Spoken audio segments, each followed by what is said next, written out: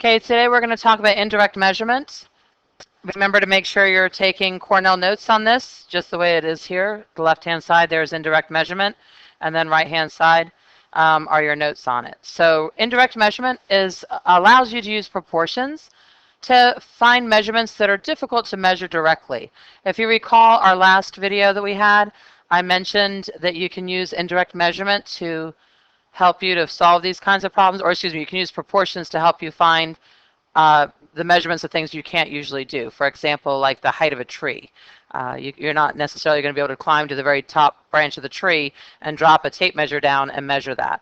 So we can use proportions and indirect measurement to find out the height of the tree, that type of thing. So that's what we're going to be working on today. Our first question here, we have an example of if we have a statue that casts a shadow that is 43.5 inches and a person who's 64 inches casts a shadow that is 32 inches, how tall is the statue? All right, one way to think about this as well is sort of like right angles, if you think of it, or part of a triangle. So we have the height of our statue right here. And this is what we're trying to figure out, because we don't know what this is. We can't climb up on the statue and measure it. We might get arrested. So we're going to call that X. But we do know that the shadow is casting that the statue is casting a shadow. And we're going to say that that shadow was 43.5 inches. So the statue casts a shadow that's 43.5 inches. At the same time, we have a person who is 64 inches tall, so this is my height, and this is 64 inches, casting a shadow that is 32 inches. So looking at this, you might be able to already figure out what the X is going to be, because taking a look at this proportion that we have here, 64 inches and 32 inches, you might notice that it's half of each, that 60 or 32 is half of 64. That means that this number, if I doubled it, for example, would give me this. So sometimes it's that simple to solve, but other times not so much. So we're going to go ahead and do like we've been doing, and we're going to set up this as a proportion to solve it. So first of all, I'm going to use height over shadow, just to kind of keep it consistent like we're saying. So remember to do it in words first. Height over shadow. Okay. So I'm going to also keep it consistent with using the statue height over shadow is equal to the person height over shadow, because this is on the left-hand side and this is on the right-hand side. So I'm going to kind of keep it that way when I set up my proportion. Okay. So I have X over 43.5, and then I have 64 over 32. So again, as long as you're keeping it set up properly, you're okay. You should be getting the right answer. We're going to cross multiply, or again, if you want to use the butterfly, whichever one. 32x. Remember, I'm going to try to keep my variable value on the left-hand side. And then I have 43.5 times 64. That gives me 2,784. Now we're down to a one-step equation. Remember that all this is now is solving for x. It's just like we were doing back when we did some algebra. Okay, so we're just going to divide both sides by 32, because this is what we want to get rid of.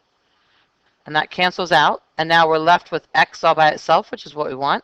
So x is equal, 32 over here. X is equal to 87. But we have to remember, 87 what? We're lucky because all of these measurements are already in inches. That means that this is inches. So it's 87 inches is what we're doing. So that's the height of my statue. And that's all we have to do to solve this. So just make sure you're setting it up again. Think of what we're doing. We want to set it up in words first. Okay? And then set up your proportion. Try to keep it the same. Like I said, all of this referred to my statue. And then all of this referred to the person. And then I'm going to cross multiply and solve. Don't forget, I must include my unit of measure. You do not want to leave that off. If you leave it off, I'm going to mark your answer incorrect, because sometimes they're talking about, this case it was all inches, but sometimes it's money versus apples or something like that. So make sure you're using the appropriate notation. All right, here's another example. We're going to do the same thing here. We have a person who is 5'5" tall, or 5.5 feet. I don't know what I just said. Okay, so we're going to, again, this is my height, so that's 5.5. And again, we're talking about feet. Casting a shadow that is, how far? The person casts a shadow that is 4.5 feet. Okay, so 4.5 for the shadow. Now we want to know, then it says that the tree casts a shadow that is 8 feet long. Okay, so if the tree casts a shadow that's 8 feet long, the question is, how tall is my tree?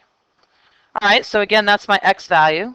First thing I want to do, make sure everything is in feet, and they are. Feet here, feet, feet. Because they could throw you off and put inches or yards, anything else like that, or they might ask you, how tall is a tree in inches, or how tall is a tree in yards, something like that. So just be prepared in case they try to throw you off. But in this case, we're fine. So again, I'm going to set it up the same way I did before. I like to use height over shadow. That's kind of what we're talking about again. So I'm going to use those same words, height over shadow.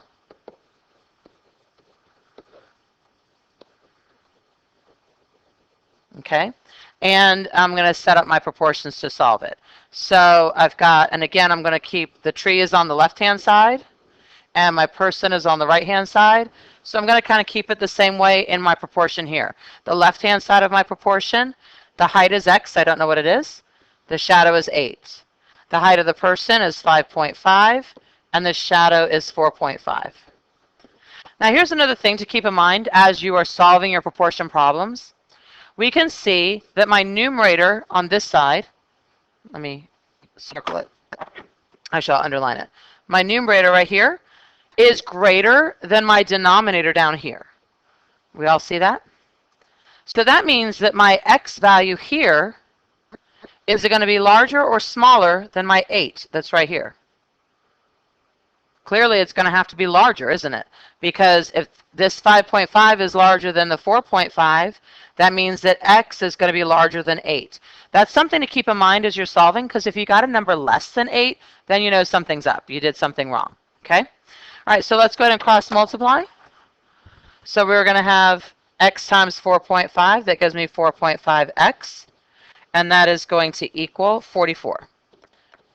Because 8 times 5.5 gave me 44. Again, equations, I'm just solving for x. So I want x alone, so I'm going to get rid of the 4.5 by dividing, because again, inverse operation. Instead of multiplying 4.5 times x, it's dividing by 4.5, that's gone. And x is equal to 9.7. So this is 9.7 feet. Remember, because that's what we already said our unit was. And again, make sure we keep our unit in our answer. That's very important to do. All right, next one. Using the picture, what is the height of the lighthouse? This is a very similar question. The only thing is they use triangles really to help you to do this instead of a shadow idea. I'm going to color over this to see if you can see this a little better. This is, oops, sorry. This is a red line that went here to show you the height of the lighthouse. And what they did is they just said a distance from here to here. They did a pre-measured distance, and they said it was 120 feet. They did the same thing for the house. We have a height right here of 15 feet, and now we have a distance here, which is 9 feet, which is the same as up here. So that's 9 feet there. So here's all of the measurements we know. They're all in feet again, which is good, and it even tells us we want our answer in X number of feet. So again, I'm going to kind of treat the, I could do it a couple different ways if I want to. This is sort of, like I said, like a triangle, part of a triangle. Actually, they actually continue the triangle like this. And this is kind of what we're doing. So I'm just going to say, again, height. Oops. H-E-I. And you might call this on the bottom width, for lack of a better word. Okay, because it's not really a shadow this time. But that means that's how I'm going to keep it, or how I'm going to set it up. I'm going to set it up as height over, and again, width. If you have a better word there, that's fine, just so make sure you know what you're doing.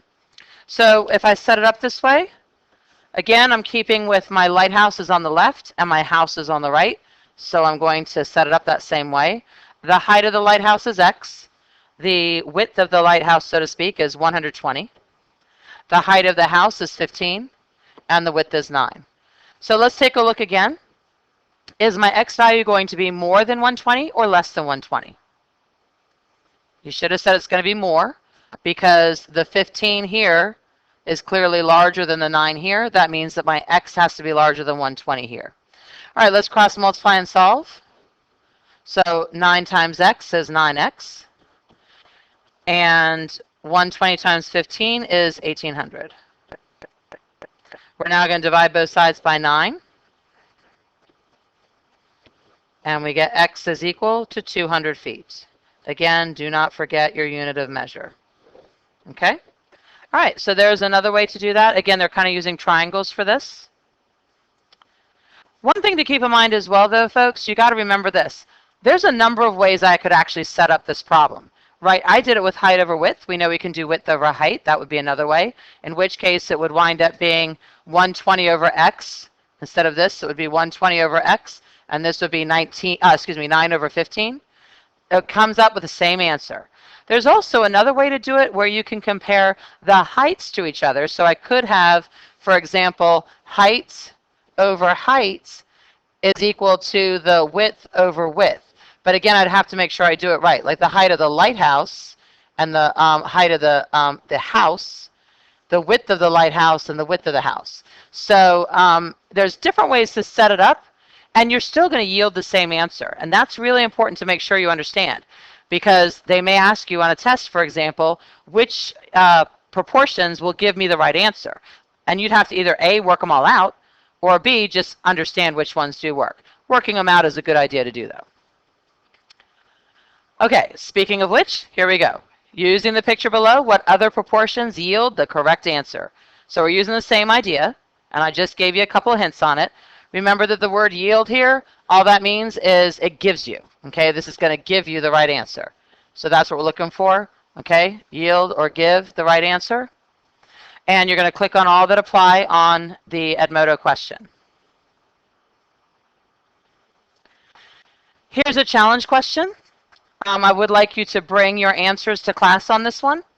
There's no question on Educatum for this, but I do want you to give it a try. The top part you should be able to do with no problem based on what we've already talked about and what we've already learned. But this part here, this extra challenge, that's going to be pretty tricky, because I want you to find the lengths of AD and CD. And that one should be a little bit tricky for you. But knowing, some math, and if you've done things in other classes, your other teachers may have told you some of these things. All right, so there's our video for today. I hope you have a good evening, and I'll see you next class.